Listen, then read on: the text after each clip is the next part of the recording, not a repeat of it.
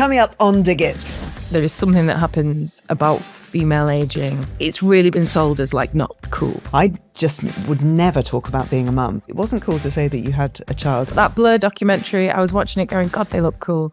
They're all just like caning the ciggies and drinking all night and they're in the studio. And I thought, women of the same age doing that, people would be like, oh my God, that's awful. And that just sums it up. We are quite broken, all of us. We're all quite damaged. And we have to kind of address that constant monologue. I looked at the audience and I just thought, I'm just going to ask them what they want. Who wants Mariah Carey? And then the crowd went, boo!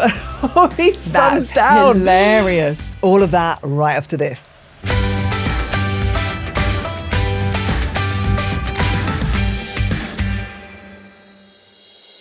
Okay, so we have some very, very exciting news.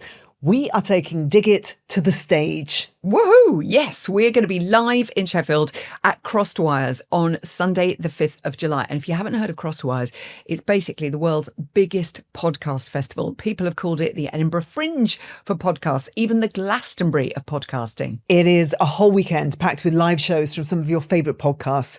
They take over venues across Sheffield. There are after parties, DJ sets, outdoor bars, food stalls, and loads of free events too. And we'll be at the Crucible, which is an iconic, intimate venue, the home of world snooker. Will be properly up close with all our diggers. Now, Sheffield is right in the middle of the country and very easy to get to by train. So if you fancy making a whole weekend of it, you can. And the Peak District is right on the doorstep. Potting Shed members will get an exclusive pre-sale link at 11 a.m. on the 10th of December, so you can grab early access tickets. And then general sale opens at 11 a.m. on the 11th of December. And if you subscribe to the Potting Shed through Apple subscriptions, you'll need to email hello@digitpod.co.uk because Apple doesn't share your contact details with us. That is the only way we can make sure you get the pre-sale link. We'd absolutely love you to come and soak up the atmosphere at CROSSEDWIRES. It's a brilliant weekend. Come and join us for our first ever Dig It live show. We cannot wait to meet you in the flesh. All the details are there for you at crossedwires.live. We'll see you there. This episode of Dig It is sponsored by QVC. I've been improving my bedtime routine lately. Lights low, limited phone time. Just trying to introduce a bit of calm before I sleep. Limited phone time. I'm impressed already. I know. But honestly, I found a gorgeous neon magnesium bath milk and body butter on Menopause Your Way at QVC. It helps me unwind. And then I use this retinol night moisturiser from Perricon and I am out cold in minutes. That sounds divine. Menopause Your Way at QVC is such a brilliant hub for women who are juggling everything: work, family, caring for others, and just need somewhere that says, here's what might help you. Exactly. It's not one size fits all. Everyone's experience of menopause is different. Whether you need a product for sleep, stress, or skin changes, QVC's Shop by Symptom tool helps you find what's right for you. And they've got loads of expert advice too. Everything from relaxation and confidence to relationships and nutrition. It's made such a difference. To explore more, search menopause at qvcuk.com. And don't forget to use the code QDIG10 for £10 off your first purchase over £30. That's QDIG10, QDIG10 for £10 off your first order over £30. For full terms, visit the QVC website.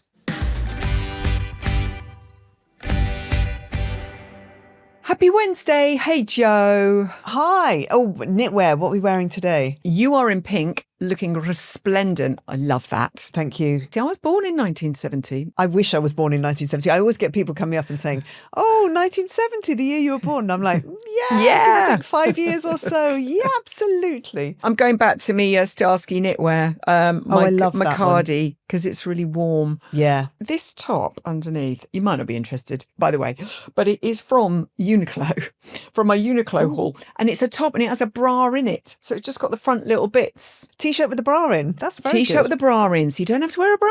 You just, yeah. And they don't always work for me, but it's good. Anyway, how are you, darling? What have you been up to? I've actually banished Nemo from the podcast today because he was so destructive and distractive last week. He's been banished. The ginger destroyer. Can we get him in at the end, though? Because I think he is the Dig It therapy cat. I will. I'll get him in at the end of the podcast. But I just want to show and talk about the state of our dolls. Oh, my God. So these are the dolls that were made in the image of us. You've been got.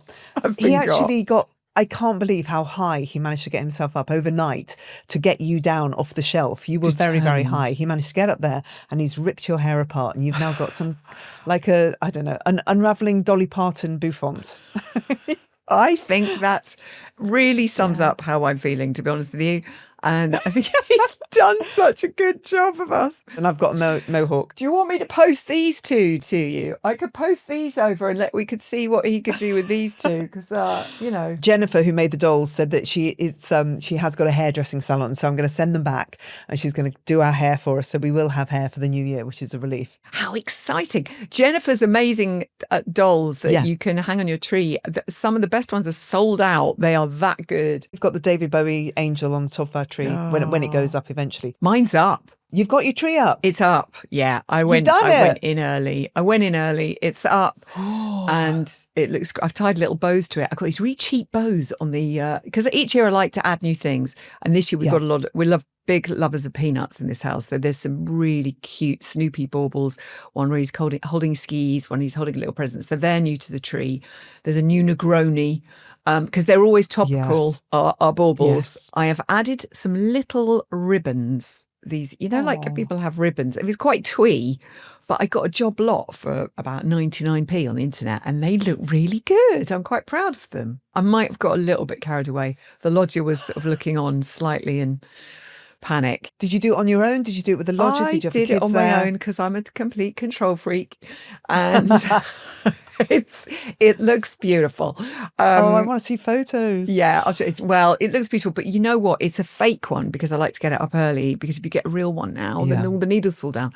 But I did say to the lodger, don't be surprised if you come home the week before Christmas and it's a real tree. Oh. Gone full festive. We went to Lapland this weekend, Lapland, UK. How was it? Took Woody there with his friends because Woody's birthday's the 15th of December. So we took Woody when he was probably about 8 with a load of his friends for his birthday party.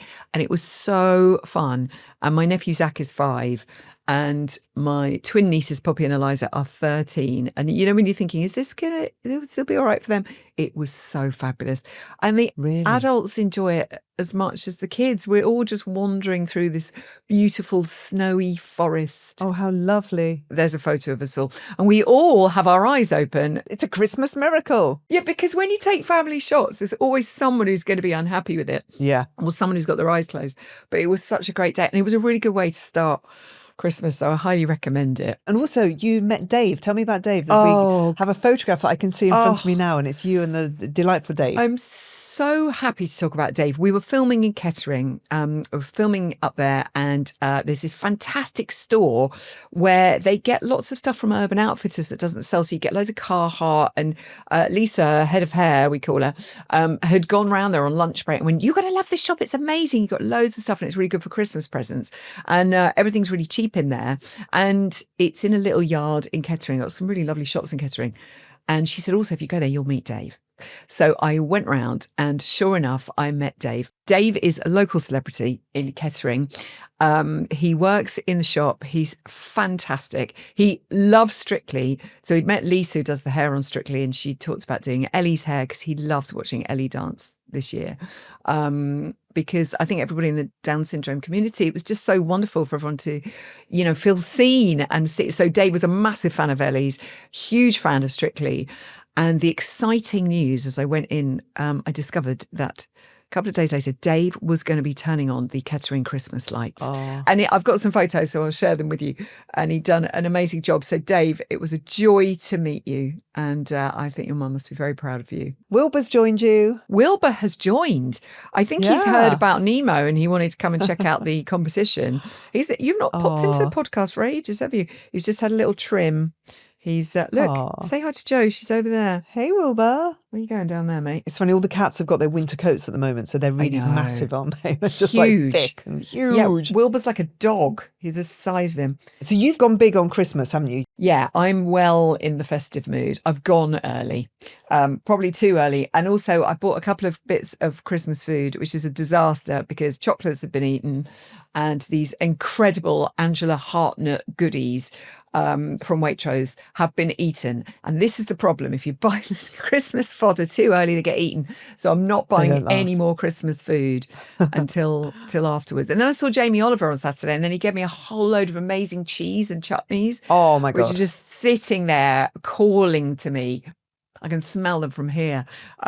So delicious. You cheered yourself up at the weekend. I saw. What did you get up to with Disco Steve? Well, to start off with, I did a gig. It was the last 90s Anthem show of the year. So it was very special. And that was in Guildford. And they were the most incredible crowd. They were so Brilliant. happy and loud and full of joy. I can't tell you. I've had so many nice responses from people who were in the audience saying how much they loved the night. But that I was just looking out of them, just going, God, thank you so much for showing up. And they're obviously there with their mates. And I guess Christmas is coming. But they were really happy to be out and they sang every song and they danced wildly and they just smiled. Lots of people are dressed up as well. There was people are turning up, which I really want to encourage next year when I do the 90s Anthem shows, is for people to turn up in T-shirts, like band T-shirts, Britpop Good T-shirts, idea. or Yes. anything you associate with the 90s. So there was one person there who'd got a smiley face, like the acid face in front of her face. That was hilarious. And then there was a couple, and I could see that one had had a mask made of my face. And I was like, I pointed them out and I went, oh, look, yeah, there's me. And then I saw her friend had got another one on his face. And I went, oh, Steve Lamacq. And then as I looked closer, I went, oh, Robbie Williams. That will be the first time that Steve Lamacq has been mistaken for Robbie Williams, I'm imagining. Like, God, it made me laugh. That's hilarious. On the way there, Disco Steve was like, obviously you're going to play Mariah Carey at the end of the show and, it's Christmas. And I went, no, it's not. It's like the 28th of November. And he went, no, but everyone's starting Christmas now. You've got to play a Christmas song. All I want for Christmas is you. And, Scrooge here, that's me. I was bar humbug. I'm not going to play Mariah Carey at the end of my gig. I'm going to play Radiohead like I always do. And he was like, no. So we had this back and forth in the car on the way there. Yeah.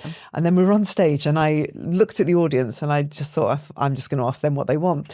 So I went, okay, so Disco Steve says we should play Mariah Carey. I think we should play Radiohead. We're going to take a vote. What should we do? Who wants Mariah Carey? And then the crowd went, boo! All these thumbs down. Hilarious. And then I'm looking over at Steve just at the side of the stage, just going, yep, I told you, baby. I win.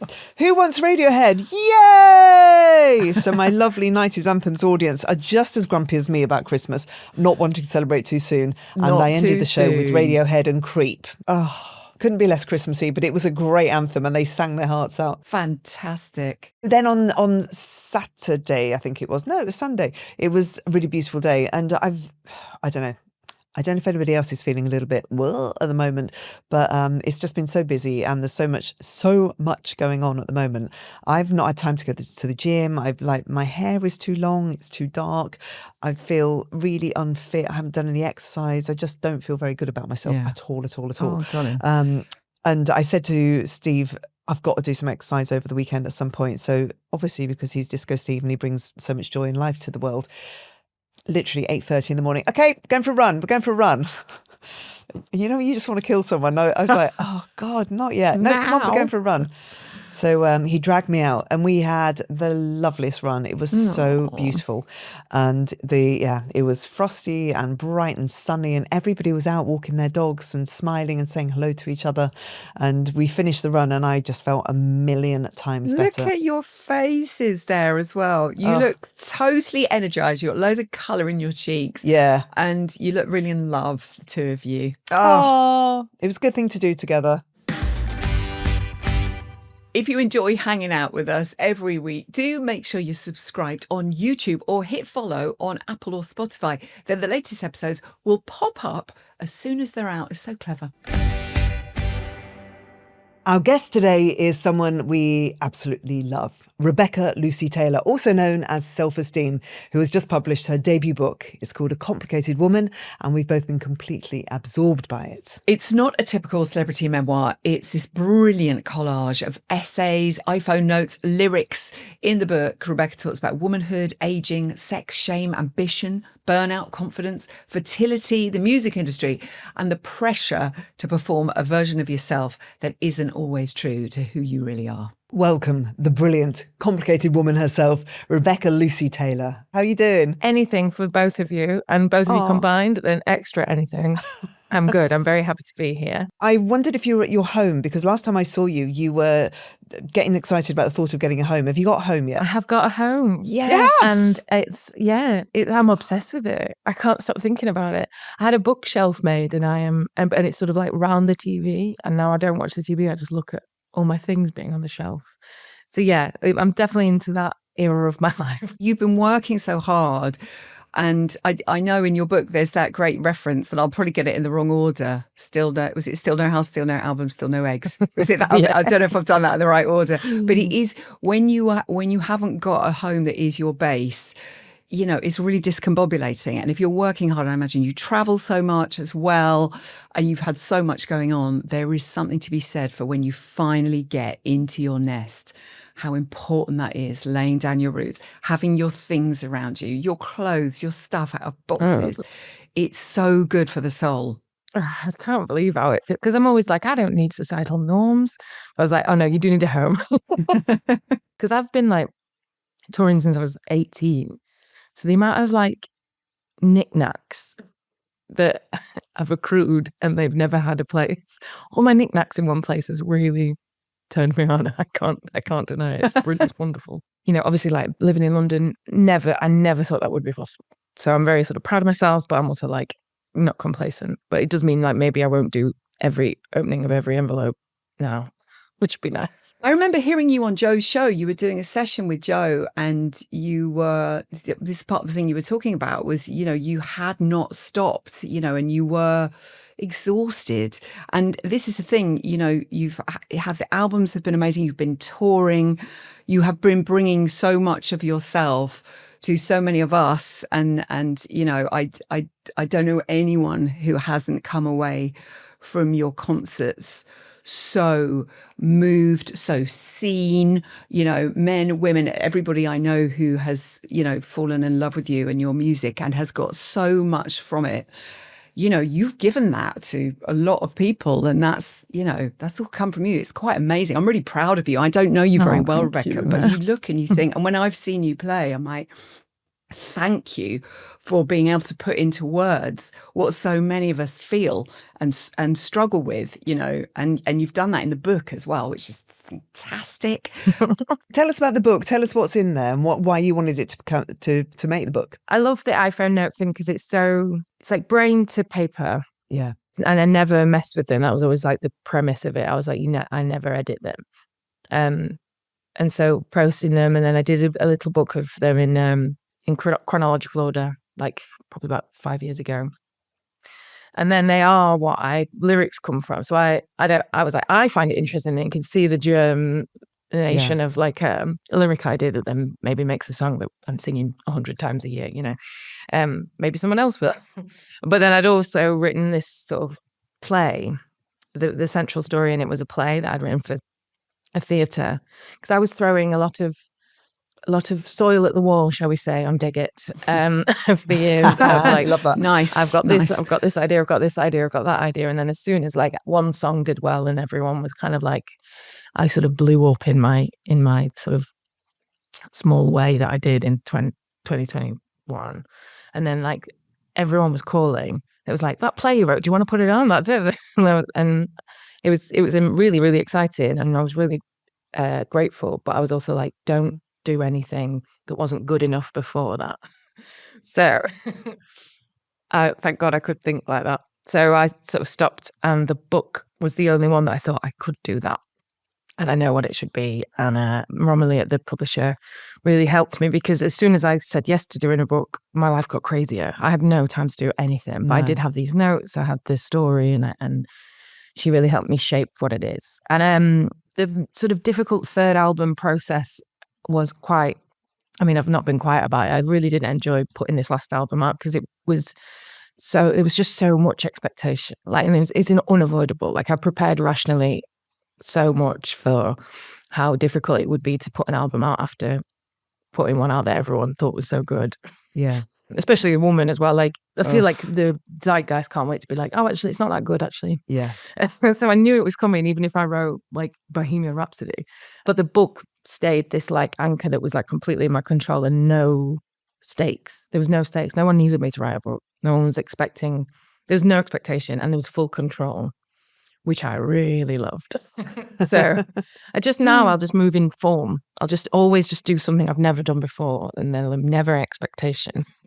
So next I don't know, baking. It's because you always like to scare yourself and challenge yourself all the time. But this album was really, really good. And there's a few years ago now, my daughter, India, who you've met, and when she was approaching 30, so you know India, you've known her since she was like 5. Yeah. But India was going to be 30 and she was freaking out. Like it was such a massive thing for her. And I messaged Rebecca and I was like, could you just send some words of advice over to India? And you did this most beautiful, heartfelt little video to her, just saying it's nothing to be scared of. It's going to be fine. It's going to be all right. And she's been to you so many times, and every single time she'll message me and she's like, you mean so much to her, and you've charted her journey as a young woman growing up and all the things, the pressures that you go through, whether it's, working, having a family, being yourself, going through relationships, all of that kind of stuff. And the other night I played Deep Blue OK on my show, and she messaged me and she was like, oh my God, I'm just driving home and I've just seen a shooting star and you're playing Deep Blue OK. I was like, there's a lot going on in our families at the moment, and it just felt very, very significant. I was like, God, she is always with us. Rebecca Lucy Taylor is always a significant part of our life. Everywhere. That's so it though, because I have a revenge mission for the girl that felt like India when she was going to turn 30. Do you know what I mean? Yeah. Like I just can't bear it. So any time something I've made makes somebody feel a bit less insane about something, that helps like Rebecca Lucy Taylor feel a bit better from back in the day. Yeah. It makes more sense than ever now to me, why I'm doing it and why I put myself through it. And then when I get so very upset about it all, it's only ever because of the like commodification of it or the growth of it and, all the bits that you just can't control. So always returning to the, write songs for shooting stars. Yeah. And I can do that indefinitely. Just meaning something to people. People relate to everything that you're saying. Of all different ages. I'm intrigued to know where you go next, because we're older than you, so we know the next stage of life. We know what that holds, I'm really excited to see how you document that too. Well, thank you. It's funny. I'm 40 next year, and I mean, there's someone who campaigns relentlessly for that meaning nothing. It is sending me a bit wobbly, isn't it strange? But I think that's society and patriarchy and all the things we know very well. That's louder than ever on that number for some reason. But then I also know it'll be great.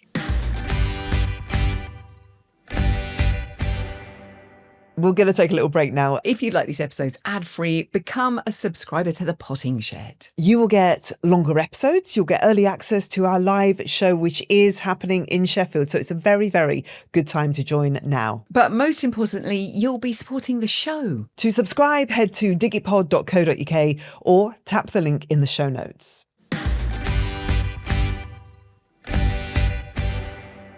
Dig It is sponsored by Naked Wines. Right, Christmas question for you. You've got friends over and you need to sort the wine. So do you A, head to a packed supermarket and elbow frantic shoppers to grab the last decent Malbec? Oh, absolutely not. Or B, choose your wine while sitting on the sofa eating a mince pie? That sounds more like me. And that's why I've become slightly obsessed with Naked Wines. I mean, they make it so easy. They recommend wines based on what you like and send a case straight to your door. No panic buying, no wandering around looking at labels. And it's good stuff because it's all from independent winemakers, real people with amazing stories behind every bottle. And also, I didn't know this until recently, if you don't like a bottle, they'll credit you back. A Christmas miracle. Yeah, so whether you're hosting an army of relatives or you want to get to know more about what you're buying, you don't have to stress about wine. Head to nakedwines.co.uk/digit to get a £30 voucher and 6 top-rated wines for just $39.99 with delivery included. That's just £6.67 a bottle, and anything you don't enjoy, let them know and you'll receive a credit to use on your next order. Try doing that at the supermarket. That's a £30 naked wine voucher at nakedwines.co.uk/digit. Link available in the show notes.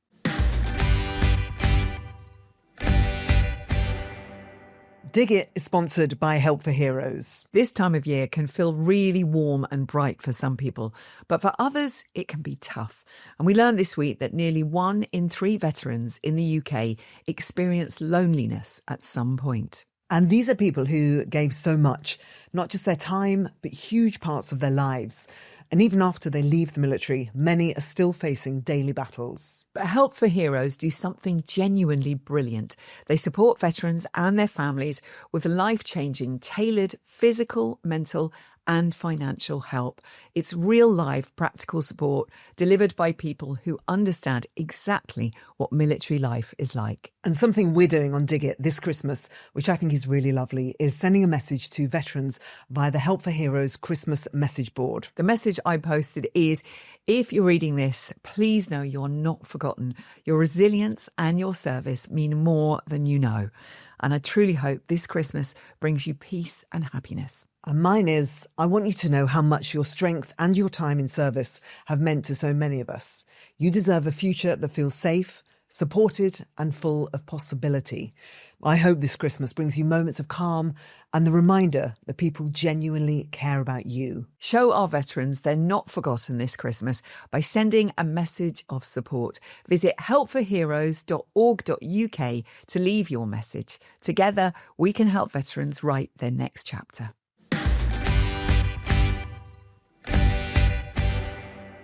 It's something interesting as well that you've spoken about is, this is the thing with 40 approaching and everybody says, oh, you're going to have a family, you're going to do this, you're going to do all these things. And you have frozen your eggs. Mm-hmm. What has that made you feel? Has that given you, I don't know, because I never did that because I had Woody and then I waited and I got out. But I've got a lot of friends who have frozen their eggs and some who've been heartbroken and not done it soon enough and they've gone to do it and they've been told that, it's perhaps not going to happen for them. But what has that given you, that process this year? I don't have this unbearable craving to be a mom. Yeah. But I basically ping pong between career equals no baby or baby equals no career. And both of those things aren't true, but alone in my brain for decades it has been.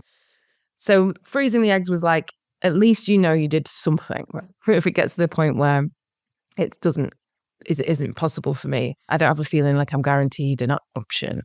But I think at least, there's something where I was well, at least you were sort of smart and did what you could with what you had. Yeah. But it's interesting. There's email trains of me because I sort of went crazy when I did it and was you have to make some sort of charity to supplement people so everyone can do it because it's another thing I'm just so heartbroken about is if this all hadn't happened to me, I'd never been able to do it. I'd never been able to afford to do it. And there's an alternate timeline of my life that is I haven't been able to cover my back and in whatever my life might bring. It's just incredibly hard. I think being a performer, being a musician, where you have to give so much of yourself. And lots of other careers are the same, but I think it's extraordinarily difficult for someone like yourself, and getting the success a little bit later on in your career as well.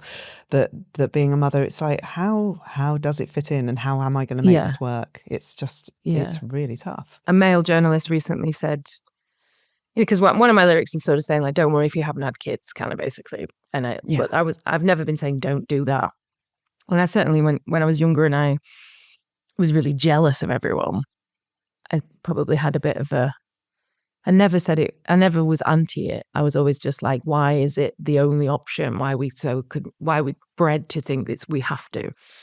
Anyway, this journalist was are you worried that if you have a family will sort of alienate you from your fans? I was oh my God. I was all right, okay. Back we go. It's so frustrating, isn't it? Because you just feel sometimes that we make so much progress and then just people say things like that and you think, oh, are we getting anywhere? Are we getting anywhere? Yeah. It's interesting because often I've seen the things that you've said and you've shared. And I think probably from people contacting you who, you know, because your words, your lyrics, the way you speak, Rebecca, I think has helped so many people. And I read things that you've written in your book that I totally relate to. And I think Jo and I are slightly from a generation where we're still slightly in the old, oh yeah, well, that was just the way it was. We just sort of accept that. And sometimes I've actually had to pull myself up when talking to friends of mine who are younger and like, oh my God, I've conditioned myself to be like, that's okay. And now I'm unconditioning myself and thinking, no, it's not okay. And so we are constantly sort of learning these things. And I'm learning from my kids and I'm learning from you and I'm learning from friends of mine who are younger. But actually I need to slightly reprogram myself. But when things like that are said, you just think, oh, for goodness sake. Sometimes lazy journalism, sometimes just digging for a reaction. Quote, yeah. I think he genuinely wondered. I don't know. I just went, well, I've never said don't have kids. I've just said do whatever you want. Back in the day, and so you probably the same thing, but when I was on the radio and it was all the Britpop and Evening Session and all those kind of days, I just would never talk about being a mum. I mean, I didn't refer to India at all because it was that ladette kind of era and you just didn't, family wasn't cool. It wasn't cool to say that you had a child. Annie Nightingale never talked about it. Janice Long barely did.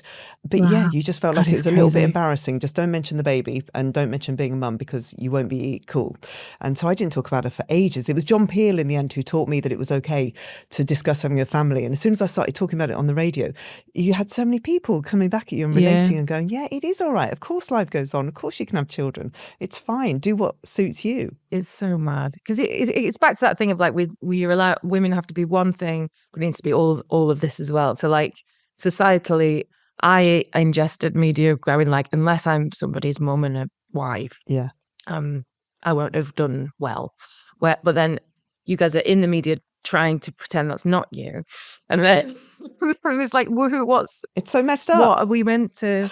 It's so messed up. And so honestly, I've told this story so many times, but that Blur documentary, I was watching it going, God, they look cool. They're all just like caning the ciggies and drinking all night and they're in the studio.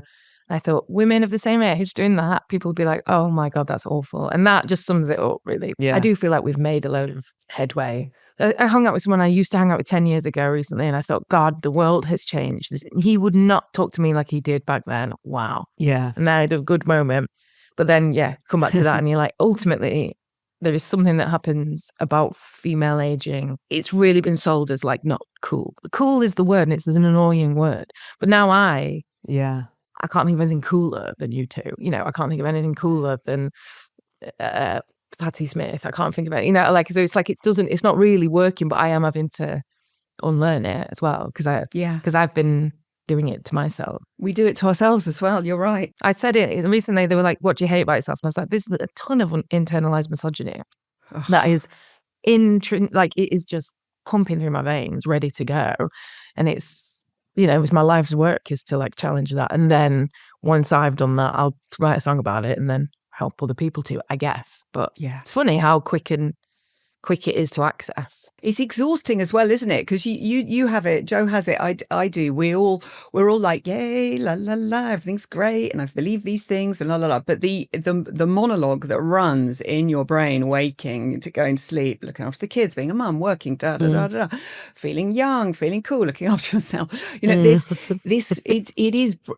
We are quite broken, all of us. We're all quite damaged, and we have to kind of address that constant monologue of doing yourself down, doing yourself out of something, then bigging yourself up again. And then, you know, it's a lot to manage. The pressure of looking good, that still carries on, doesn't it? Oh. Like it doesn't matter what age you are, whether you're 20, 30, 40 and you're thinking, oh, I should be putting stuff in my face, I should be doing this, I should be going to the gym. It never ends, no matter how much progress we make. And we do it to ourselves. We do it to ourselves, don't we? It's like a Jekyll and Hyde. I'm like, fuck that. I'm not taking that supplement. I'm not going to fucking do that. I'm not going to be this person that everyone expects me to be.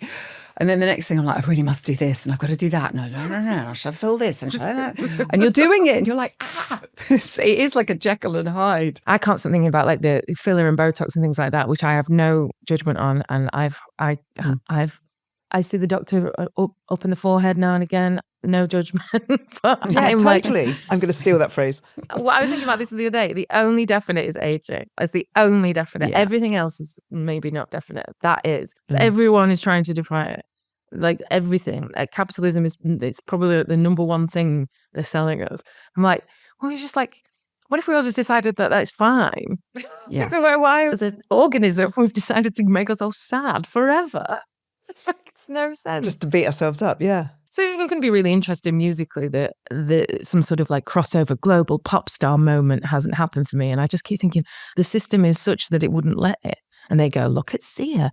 And I say, she put a bag on her head for the whole campaign. Yeah. So no, so it's sort of freeing because I'm a bit like, make the art you want to make. Yeah. If I was 25 and had the success I've had, we'd all be like, right, she's going to go to America. She's going to do, all this. And I'm like, let's just be realistic. It'd be lovely if it goes, it'd be amazing to blow up somewhere else, but I don't have to. And I think that's probably a bit of a gift for me in my lifetime. Rebecca, the ultimate thing is that you have affected so many other women, so many girls.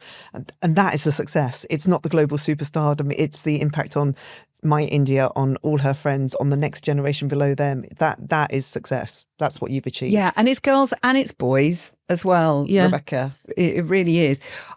Also, I've had a bit of time out this year. I sort of stepped back. Sort of left a job I really loved just because I needed to. And I've never done that in my life. I've always worked and I've always been like, and you don't want to turn anything down because what if you don't get offered again? You should be grateful for all this stuff. And this year was the first year where I've stepped back because I needed to. And I've been able to sort of really appreciate everything that's happened and reflect, and I've been grieving and I've had time for my kids that perhaps I hadn't happened. And at the end of this year, I find myself in quite a lovely place, and it's quite unique to me because I've never really given myself that time. As we come to the end of this year, Rebecca, where do you find yourself as you sort of look back? I think I've got to do that. I've got to take some time. Like, obviously I'll be busy next year, but I'm a hell of a lot less busy. And it's planned because I was like, there's no point in this. I've not been there. Like, I haven't been present at any of this. We sang at Wembley on Saturday night on the pitch before the Lionesses. And I was like, I felt like I was on a VR headset. And it's just such a shame. So I've got to. So but where I'm at is like exhausted, and this week was meant to be off and I'm doing loads of things, and I'm my own worst enemy. But I'm quite excited next year. I'm doing a play. There'll be festivals, and then I've got this little idea of like, no one call me till January, which I just can't stop buzzing about. And I'm also like, I won't even plan to do anything. I might not go anywhere. I might stay in my flat, and I think then it'll all sort of sink in. Maybe, I don't know. Yeah. If I could have, I'd have had a year off before doing Complicated Woman. But again, I'm challenging this all the time. I'm like, it felt like I wasn't allowed to, I couldn't. And that certainly would have helped me mentally. So just stuff like that where I'm like, we have decided now the goal is no longer super mega world stardom. The goal is to make something meaningful. So now the sort of practice to get the goal is to enable that for me. But you are doing the play. Just tell us a little bit about the play. The play is like a break actually for me. So that's good. Cabaret was like a resting holiday that was ridiculous, but like mentally it's good for me to keep working, but it's not self-esteem. So yeah, the play is it's called Teeth and Smiles. It's a David Hare play. It was written in 1975. Helen Mirren did it the first time. I mean, come on. So that's no biggie. Bloody hell. But yeah, it's about, it was inspired by David Hare used to tour like a theatre company. So they were driving in a shitty little van up and down the country, and he wrote this play about the some monotony of touring and turned it into being about a band. The lead character is Maggie, who is I'm not quite sure yet. But on the like bits of work I've done so far on it, is she's just very nihilistic and very very fed up, and she's reacting to the system perfectly reasonably, which obviously I was like, hold my beer, no problem. I can do that. But I think there's more in there. Fictional music, fictional bands, fictional musicians are always, even if it's really good, every single one has got a damaged girl in it who's very, very vulnerable, but she's special and she's the one who could write the good song. Do you know what I mean? And I just feel like we've seen it so many times. And what I love about Teeth and Smiles is could not be less like that. And I love that was written in 75. And he says himself, like, everyone was writing these sort of like damaged women holding onto the bottle, and we destroy them on stage for our entertainment. And I think it's really timely as well. We're still destroying women on stages, and a lot of people make a lot of money and they don't. So it's going to be really fun. There's original music that was written in the 70s. There was like talk about me writing songs for it, and I was like, no, why would we not take like the actual? So that's been really fun. I've been working on those songs with Richard Hawley's band in Sheffield, so we're like reworking them a little bit. And next step is like build the band. It's like Blackadder. I keep saying it's like I'm Blackadder, and it's self-esteem in the 70s, basically. Wonderful. Whinging about the same things.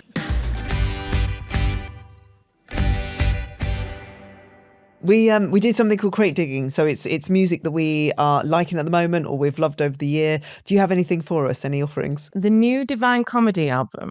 Oh. Have you heard that yet? No. I haven't heard Neil's new album, no. Rainy Sunday afternoon. When I'm working really hard, I barely listen to music, which is another thing that I hate, because I can't bear to be inspired, because then I'm like, well, I ain't got any time to have any new ideas. So that is also part of next year, is I'm going to listen to music again. But this year, all I could listen to was Lady of a Certain Age by Divine Comedy. Do you know that song? No. Oh my God. I mean, it's from years ago. It's so insane. It's the greatest song of all time. Oh my God, right. That was 2006. Oh my God. Oh wow. And so I've allowed myself Divine Comedy in my life. So their new album has been, I love it. I really love it. I'm a really big fan. And everyone goes, you should work together. I'm like, yeah, but he's such a good lyricist. It'd be too many words if we work together. How are you with Christmas? Have you got an advent calendar? I used to hate Christmas, and I hated it because I do think it's still like shoves down your throat if you've not got all the things, But over the years, again, as I'm evolving my personality and my snobbery against things, I've started to like it. So I got a tree up. Yes. My partner is a real pervert for Christmas. That's such a great way of putting People it. with like lovely childhoods are. But how lovely to have your own place and to have him, and to I like, this know. is a night. This is a proper nice, lovely thing for you to be experiencing, and you savor it. It is. We've got the dog's got an advent calendar, so that's good. And now Yes. I'm so exhausted that any break is good.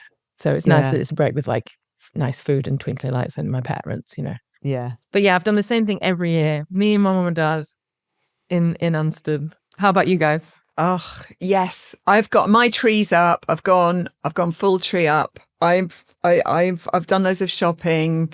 I've had the time, honestly. Yeah, lovely. I think I'm driving everyone a little bit mad with it though, because I'm around so much and I'm being so organised. I'm being a person that I have never been in my life. I'm being quite wifey. I keep shocking myself. I'm like, I'm doing things that are quite wifey behaviour, and I am not that person, but I quite enjoy it. I've got a feeling though, where it's radical to enjoy the wifey shit if you're choosing it. Yes. Right? If you're not doing it because you have to do it, if you're choosing to do it and it's making you feel good. I've had some moments like that where my friends have turned around and gone, who are you? I'm like, I don't know, but I quite like it. But that might be on a Friday. By Sunday, I'm like, psh, put your own shit in the dishwasher. So, there's the balance. There's the balance of it all. Aww. Rebecca, as a Sheffield lass, and I love that you've been working with Richard Hawley's band of late, we are going to CROSSEDWIRES, the podcast festival in Sheffield in July. Jo and I are going to do our first live event, which is thrilling and terrifying all at the same time. What do we need to be looking out for in Sheffield? It's so great up there. Yeah. I dream of living in Sheffield. My favourite bar is called Public. It's a little, it used to be a toilet and now it's a bar. So obviously that's very up my street. Yellow Arch Studios, I would say, is a great place to see music. And that podcast festival is really amazing. And also just like you're 20 minutes away from just beautiful countryside as well. You sound like you're in a really good place. And I'm feel really it. happy for you. I'm really happy to see you in that. You're just like, it's making me really excited. And yeah, and I can't wait to see the play. Thank you so much for talking to us. It's always the dream. Yeah, and thank you for A Complicated Woman and the music and the albums and that moment at Glastonbury this year. And we love you. I love you both. Great Christmas present, kids. Like literally great Christmas present for any young individual or any older individual. It's so good. Oh, thank you. Lots of love, Rebecca. Bye. Merry Christmas, darling. Thanks, loves.